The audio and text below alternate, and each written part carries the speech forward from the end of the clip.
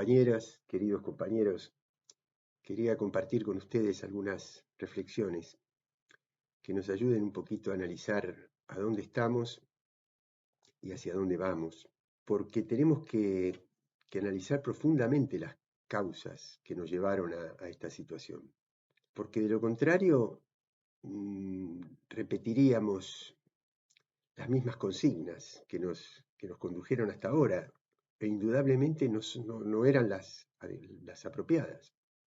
Yo sé que es lindo decir, y no estoy en desacuerdo con eso, ¿no? La única batalla que se pierde es la que se abandona, y vamos a ganar, y rescatemos lo mejor de las tradiciones del pueblo argentino. Y yo estoy de acuerdo con eso, ¿eh? Pero si no analizamos justamente cómo procesamos nosotros lo que había pasado, lo que estaba sucediendo en nuestro país, en la región y en el mundo, vamos a repetir el camino. Y no lo estoy planteando en absoluto ni para tomar revancha, ni para pasar facturas, ni para que nadie pague ninguna cuenta en términos personales. No, no, en absoluto, en absoluto. Pero sí es cierto que hay cosas que no se hicieron bien claramente, que hubo personas que hicieron mejor las cosas que otras, y eso es natural. Así que no conspira esto contra ningún planteo de unidad, pero lo que sí es cierto es que la unidad sin política, ¿no? Ustedes recuerdan la unidad hasta que duela. ¿Qué quiere decir eso? Si en política la unidad no es un concepto aritmético, no es una suma algebraica, es una acumulación política. Y eso es parte, digamos, el punto de partida es cualitativo, es hacia dónde construimos la unidad para justamente construir la unidad. Entonces, tratar de encontrar razones profundas. De todas maneras, decirles, mi primer sentimiento es de tristeza.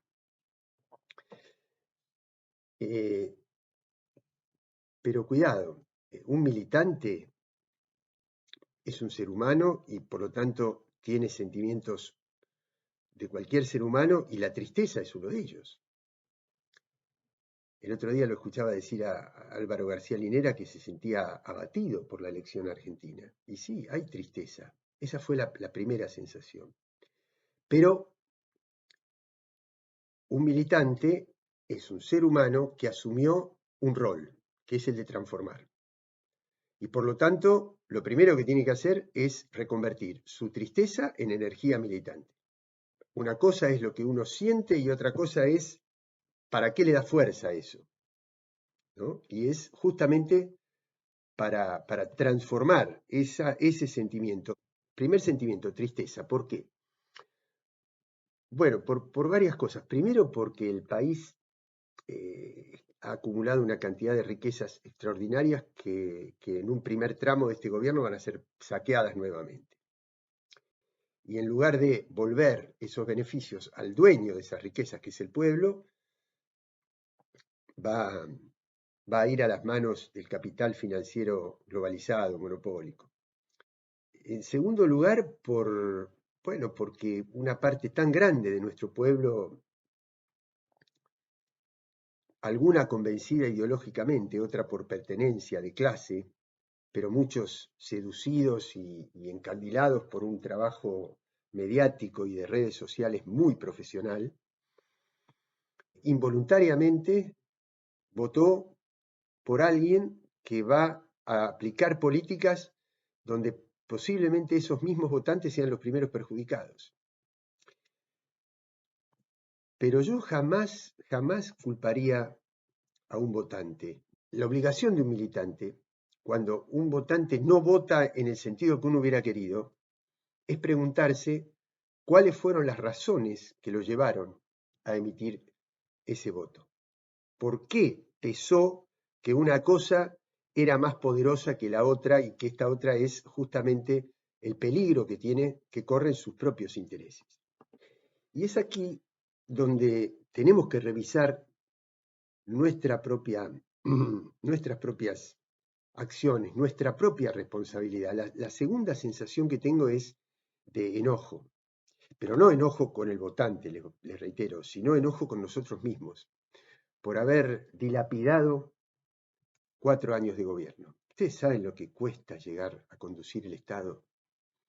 Y si bien es cierto que conducir el Estado no implica ejercer todo el poder, sí permite una cantidad de herramientas que nosotros o no desplegamos o las desplegamos en el sentido incorrecto.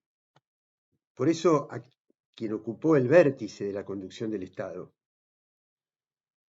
yo creo que no le van a alcanzar los días de vida para terminar de rendir cuentas de esto. Y desde luego que hubo otras personas que integraron la conducción política, que también todos tenemos que revisar nuestra acción. Pero vamos a las razones para no volver a tomar el camino incorrecto, porque hubo gente que expresó cierta perplejidad, ¿no? Asombro, dijo, sorpresa, ¿cómo puede haber sido tanta gente? ¿Cómo pueden haber votado esto? Pongo este ejemplo. Si yo quiero ir desde Buenos Aires a Mendoza, tengo que tomar la ruta 7. Si yo tomo la ruta 3 y manejo 5 o 6 horas, y digo, ¿qué es lo que pasa que no me estoy acercando a Mendoza? Pero es lógico. ¿Quién podría sentir sorpresa de no estar llegando al destino que uno se planteó si tomó la ruta que no correspondía? Y creo que eso fue lo que nos pasó a nosotros. Primera razón, que no se la puede soslayar, pero a la que no se le puede atribuir todo, y es la tendencia en todo Occidente. Hay una tendencia en todo Occidente. Holanda, un país donde hay cero de pobreza, acaba de tener elecciones y ganó la ultraderecha. Así que hay una tendencia no mundial, no mundial, en Europa y en América, donde gobiernan estos grandes servidores que manejan los algoritmos de una manera que con las falsas informaciones, con la información basura, con el impacto permanente, con los mensajes de odio y de resentimiento, favorecen justamente eso, el malestar, la polarización, la incomunicación, la imposibilidad de intercambiar, de ser interlocutores, ¿no? Sino de clasificar al otro en la vereda opuesta y no tener puntos de contacto, en impactar e indignar en lugar de reflexionar y analizar. Ahora, abro un paréntesis. El formato que tuvieron los debates es una prueba más de la claudicación de la política frente a lo que imponen los medios. Porque que personas que son candidatas a presidente, es decir, que tienen que establecer la agenda de prioridades, tener una visión del mundo, reunirse con los principales factores de poder, y además tienen que explicar cómo harían para ir desanudando nudos tan fuertes como la inseguridad, como la desocupación, como la falta de desarrollo, como el endeudamiento, la economía. En 45 segundos, presionados por un segundero que le está haciendo tic-tac, tic-tac, y decir, si uno no pudo decir una frase de impacto en ese momento, ya es un mal candidato a presidente. La verdad, es una forma más de demostrar cómo la política se ha arrodillado frente al formato que imponen los medios de comunicación. Y quiero volver a esto de la batalla cultural. Entonces, una tendencia internacional. Ejemplo, la victoria de Lula, que nos puso muy contentos, pero fue una victoria defensiva. Lo que crecía era la ultraderecha de Bolsonaro. Y él tuvo que apelar a toda una cantidad de alianzas, inclusive con sectores hostiles que apoyaron el impeachment contra Dilma Rousseff, con tal de impedir ese avance que marca esta tendencia en Occidente del crecimiento de las ultraderechas. Así que eso es insoslayable. Ahora, La pregunta es, ¿qué hicimos nosotros para contrabalancear eso? Para ofrecerle una resistencia en términos de batalla cultural. Segundo factor, Milei no cabe duda que es depositario, tributario de algunas consignas que se potenciaron con la pandemia. Y aquí es donde nosotros, los militantes, tenemos que mirarnos hacia adentro, sobre todo los que tenemos una responsabilidad de conducción, porque ustedes fíjense que en la pandemia, mi caso personal, yo tenía en mi casa los ambientes necesarios como para poder estar juntos cuando podíamos estar juntas y juntos en la familia, pero también cuando cada uno necesitaba su momento personal, tenía su celular, su computadora, su medio ambiente propio. Fue extraordinario eso para nosotros, pero ¿cuánta gente no tenía eso? ¿Cuánta gente, si el papá o la mamá hacía una cita de trabajo cuentapropista, el chico no podía acceder al material de clase? Más esa sensación de agobio que daba el confinamiento en un solo ambiente. Porque cuando nosotros narramos los indicadores de pobreza, eso después se traduce en una manera de vivir. Entonces, el confinamiento, si bien sanitariamente fue necesario, socialmente generó una sensación de opresión en muchas personas que se sintieron expresadas con el reclamo de libertad. Y Milei lo reconvirtió, ese reclamo de libertad pandemia, en un reclamo de libertad post-pandemia, en un reclamo político que iniciara un camino finalizada la pandemia. En tercer lugar, el enojo. El enojo, es decir, la sensación de cuando uno sale a la calle y tiene miedo, o cuando uno vuelve de la despensa, de la esquina de la casa y tiene ganas de gritar porque no puede entender cómo nadie se hacía cargo suficientemente del control de los precios. Y nosotros, ¿qué hacíamos? Le explicábamos a esa persona que tenía buenos motivos para estar enojado. Pero el fenómeno de identificación, que es más fuerte que la explicación racionalizada, el fenómeno de identificación se produjo con Milei. Yo no estoy diciendo con esto que un militante, sobre todo lo que dije recién de la pandemia, ¿no? Un militante no tiene que convertir, si no es pobre y es de clase media, no tiene por qué convertirse en pobre para luchar contra la pobreza.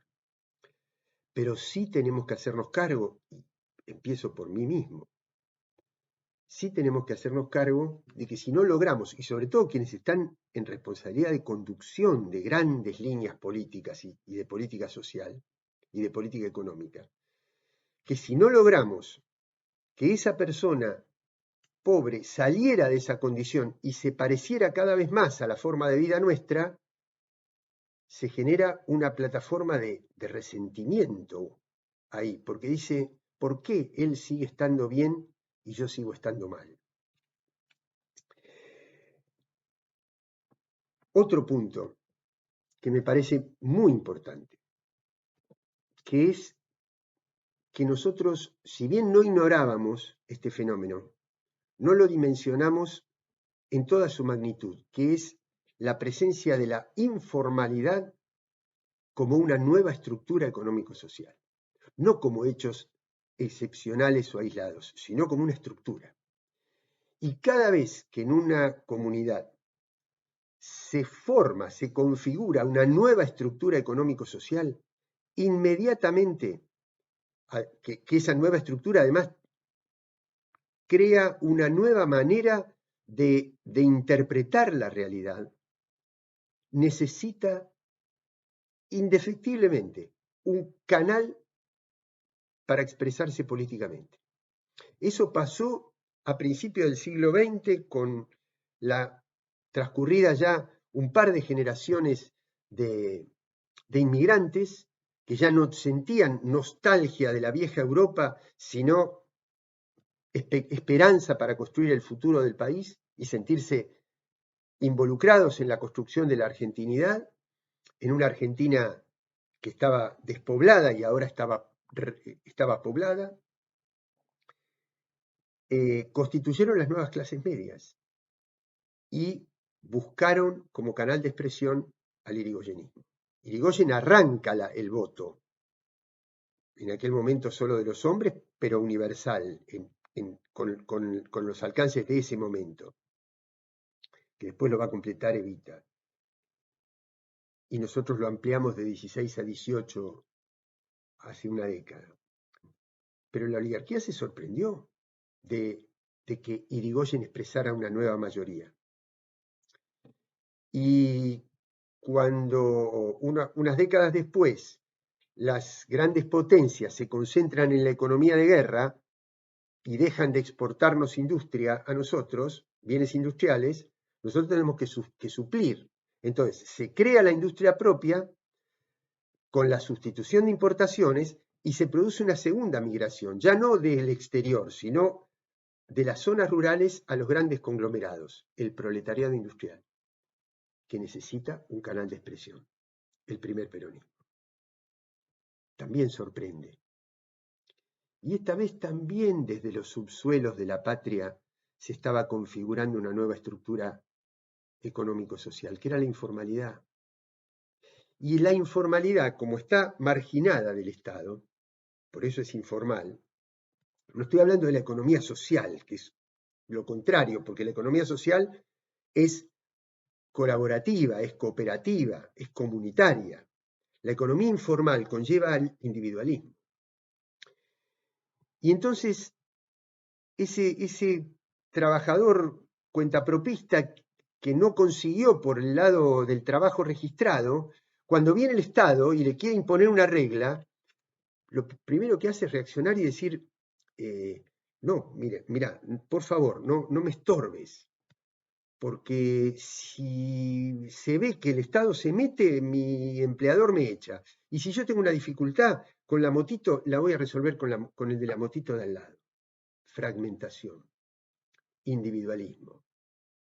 Ahí también cuajó ese mensaje, que era mucho más consistente con el discurso ultraliberal que con el discurso social nuestro. Pero no porque tengamos que renunciar, sino porque tenemos que analizar cómo trabajar sobre estos nuevos fenómenos. Los chicos piensan en dólares. Miren, el otro día me contaba Telma Luzani, que su nietita, una de sus nietitas, ella le decía cuánto le había costado el pasaje para irla a ver a Bariloche, donde ella vive. Y la nena le dice, pero abuela, eso no es nada, son tantos dólares. Y en una conferencia que escuché de Álvarez Agís, él contaba la anécdota de un hijo, de una íntima amiga de él, cuyo principal anhelo era acumular armaduras para desempeñarse mejor en el jueguito Fortnite. Entonces la mamá le dijo, tomá estos pesos, guardalos, que en la medida que vos tengas más pesos vas a poder comprar más cosas. Hey you, do you wanna go? Let's raid a town and steal some gold. Hey you, do you already know how to kill a man and steal his soul? Hey you, do you need a gun? I can give you one if you wanna fight. Hey you, come and join the gang. Let's become rich, don't you understand? Este subsuelo de la patria sublevado. Nueva versión 2.0, versión siglo XXI, que probablemente no hayamos advertido correctamente en todo su significado. Y por último, que una parte central del padrón, entre los 16 y los 40 años, no había nacido en el año 83. Entonces nosotros elegimos sintetizar, rubricar con la consigna 40 años de democracia, que no está mal, Yo estoy de acuerdo en haber hecho eso, pero advierto, no fueron 40 años de democracia, fueron 40 años de continuidad institucional. Lo que no es poco en absoluto, porque es reivindicar la parte procedimental de la democracia cuando antes el aparato del Estado estaba aplicado a un plan sistemático de terrorismo estatal, y esto significa cumplir las leyes. Pero hay una sustancia social que la democracia no resolvió, que no cumplió con su compromiso. Entonces, salvo en lo que a mi manera de ver fue el primer año del gobierno de Alfonsín y los 12 años y medio de Néstor y Cristina, que fueron los que le dieron sustancia social a la parte procesal de la democracia. Pero para nosotros, para los que habíamos vivido la dictadura, porque la democracia es mucho más que ausencia de dictadura. Para los que habíamos vivido la dictadura, la democracia fue un alivio, fue una liberación. Pero, si yo tomo indicadores sociales, en 1983, aún después de la desarticulación de la burguesía nacional y del aparato productivo nacional hecho por Martínez de Oz, aún así, no se había podido desmantelar la estructura social argentina, porque eso lleva tiempo para que se reacomode a las nuevas reglas de la economía financiera en este caso. Entonces, si yo tomo dos indicadores, el de la pobreza, 1983, un dígito, y un dígito cómodo, no 9,5, cómodo, 5, 6. Y otro indicador, trabajo registrado, porcentaje de trabajadores sindicalizados, trabajo formal, 85, 90%. Hoy, 45% de informalidad. Entonces, yo no puedo pretender que la persona entre 16 y 40 años, que para esa persona la democracia signifique lo mismo que significa para mí, porque para mí fue una liberación. Y para ellos, o por lo menos para parte de ellos, fue parte de eso, de esa declinación dramática entre el 83 y ahora que nos hizo llegar al 40% de pobreza y al más del 50% de la pobreza en la niñez. Entonces, la democracia para esa gente es el camino al deterioro en su condición de vida, porque no sienten de la misma manera que nosotros la liberación del terrorismo de Estado. Y la incertidumbre del trabajo no registrado, de no tener un recibo de sueldo, de no tener una obra social, la informalidad, otra vez, como estructura, no como excepción. La falta de seguridad en las calles, el miedo. Entonces, si nosotros pretendíamos que toda esa gente a esa manera de interpretar la democracia, ¿qué era la democracia? Lo que le había pasado a esa persona.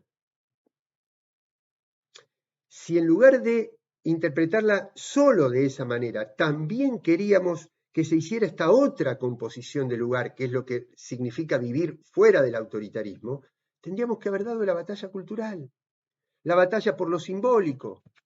Y también renunciamos a esa batalla. También renunciamos explícitamente, no a restablecer el texto de la ley de medios que quedó atrasada tecnológicamente, pero sí a restituir el debate que representó la ley de medios y que atravesó todas las políticas de Estado, porque era el debate por la construcción del sentido. No hicimos nada. Entonces, ¿cómo me voy a sorprender de que estoy lejos de Mendoza si tomé la ruta 3 en lugar de tomar la ruta 7? ¿Por qué entonces digo de analizar las causas? Para no repetir otra vez las mismas consignas, porque tenemos desafíos nuevos, desafíos inéditos, como fue la pandemia. La pandemia no debería, y no digo esto con el diario del lunes, están los archivos de cada charla que dimos durante el momento de la pandemia. La pandemia no era la excusa para decir no pudimos hacer. Lo mismo que la guerra. Como hechos disruptivos, desde la conducción de un Estado con un sentido revolucionario, con un sentido transformador, con un sentido popular, con fe en la capacidad de organización y movilización del pueblo, lo que había que hacer era utilizar esos momentos disruptivos para cambiar paradigmas, no para decir no pude hacer, me tocó la pandemia. No era así. Entonces, cuando hay un dirigente como Axel que dijo, tenemos que encontrar músicas nuevas, canciones nuevas, ¿qué significa esto? ¿Que va a dejar de lado su pertenencia, su origen político, el respeto, la admiración por la líder que lo forjó, como que se quiere cortar solo? Pero ¿quién se le puede ocurrir semejante cosa? Estamos hablando de que justamente para cumplir aquellas tradiciones, para repetir esa sensación de que el Estado va en la misma dirección a la que aspira el pueblo, hay que atender a nuevas demandas populares. Yo les pido a cada una y a cada uno de ustedes que se piensen por un instante en la conducción del Estado y tienen frente a sí un pueblo que moviliza 5 millones de personas detrás de una gesta deportiva. ¿Cómo no convertimos eso? Cuidado, yo no estoy diciendo que la política se tendría que haber apropiado del triunfo deportivo, en absoluto. El triunfo deportivo fue de los deportistas, ahí no había que mezclar la política. Pero sí ver que esa llama sagrada del pueblo argentino, que cuando uno lo pone a nivel de los partidos de todos los días, no puede mezclar público local con público visitante. Pero cuando hay una selección que enamora, cuando hay un horizonte por el cual luchar y por el cual conmoverse, se abrazan los de River con los de Boca, los de Racing con los de Independiente y los de Rosario con los de Newell's. Es decir, esa masa, poner que el acuerdo con el Fondo Monetario, que los remarcadores de precios, que los que se robaron los dólares del Banco Central con la anuencia de quienes conducían el Banco Central en un gobierno nuestro, convertirlos en la selección de Francia, en la selección de Holanda. También renunciamos a eso. ¿Por qué? Porque no había que tomar medidas de fondo para no intranquilizar, para no desestabilizar, por miedo a que nos desestabilizaran. Miren a dónde llegamos. Y no llegamos porque se tomaron revancha de nuestra audacia, porque eso en última instancia nos hubiera hecho mantener las banderas. Y esto todo está dicho en su momento. No hay ningún invento, no hay ninguna novedad, no hay ningún oportunismo, no hay ningún aprovechamiento.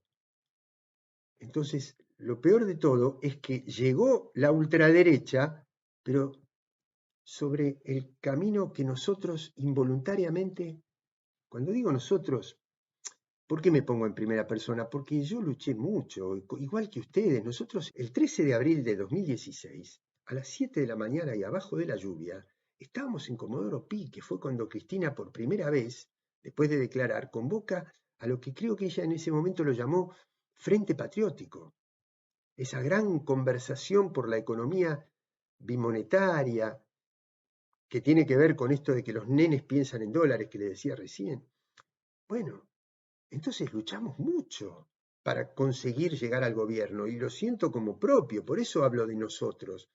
Fue bajo un gobierno nuestro. Nosotros, por nuestra inacción en cosas estructurales, como por ejemplo la reforma de la justicia, los sótanos de la democracia.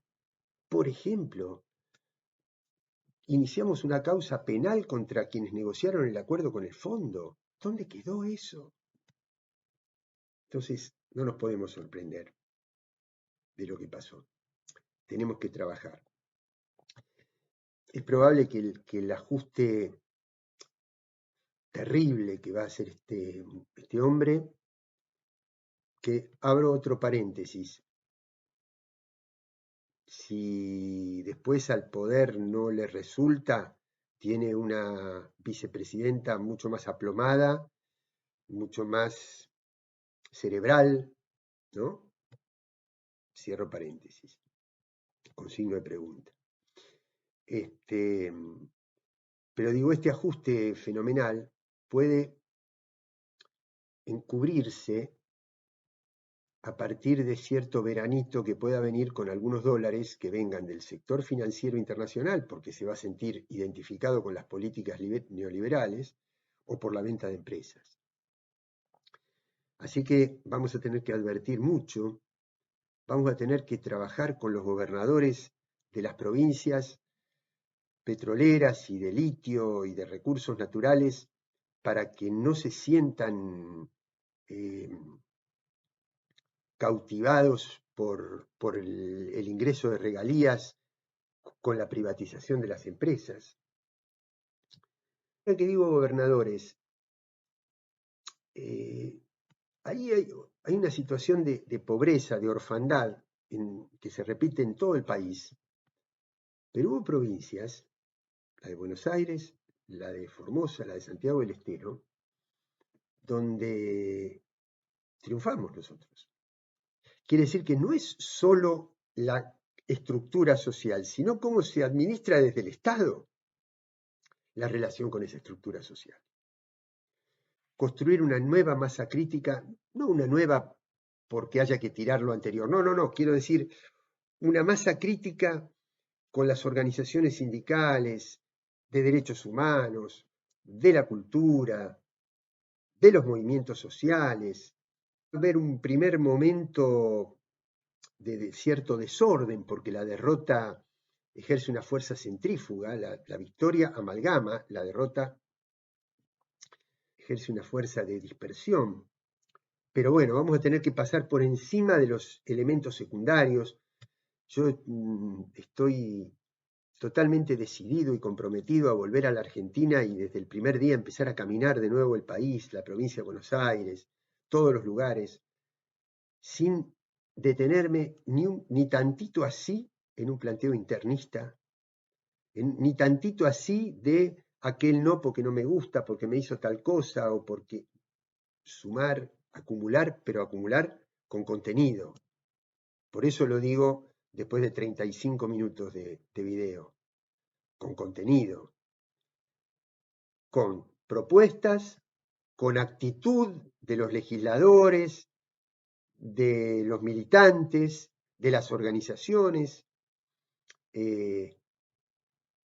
porque es esa combinación la que genera un efecto virtuoso, como la que tuvimos en las últimas semanas de campaña, donde un ministro de una economía que con muchas falencias logró ser competitivo porque combinó 3 o 4 acciones muy fuertes, eliminación de ganancias, devolución de IVA, suma fija, políticas para la discapacidad, etcétera, con esa micromilitancia heroica, extraordinaria, con esa creatividad. Acá tengo un sentimiento un poco ambiguo. Por un lado, me entristece mucho que después de que nos hayan robado 45.000 millones de dólares, así como así, con el Fondo Monetario Internacional no hayamos hecho un solo paro general contra eso.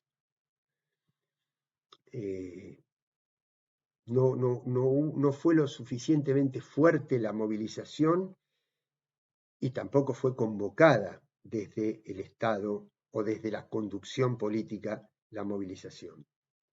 Pero la micromilitancia, esa creatividad, esa dinámica de una persona que hablaba en un subte, la otra que ponía un cajoncito y un parlante, la movilización de la cultura, el jingle, la historieta, los que actuaban, los que hacían entrevistas callejeras sin pertenecer a ningún medio grande, todo eso fue extraordinario. Entonces, ese caldo de cultivo más la convocatoria de una masa crítica donde los liderazgos van a emerger naturalmente, porque los liderazgos no se decretan, los liderazgos van surgiendo. Así que bueno, este era el mensaje, por lo menos un primer mensaje que quería dejarles. Hay que tener mucha templanza, que es tener una gran fortaleza, pero no ejercida a tontas y a locas, sino organizadamente, reflexivamente, analizando estos nuevos desafíos, estas nuevas demandas, porque de las tradiciones tenemos que rescatar la sustancia, pero la manera que se manifiestan son diferentes. Entonces tenemos que detectar esas diferencias y construir un nuevo discurso y un nuevo horizonte desde los valores de igualdad, de solidaridad, de humanismo, de toda la vida. Un abrazo muy, muy fuerte y hasta pronto presencialmente.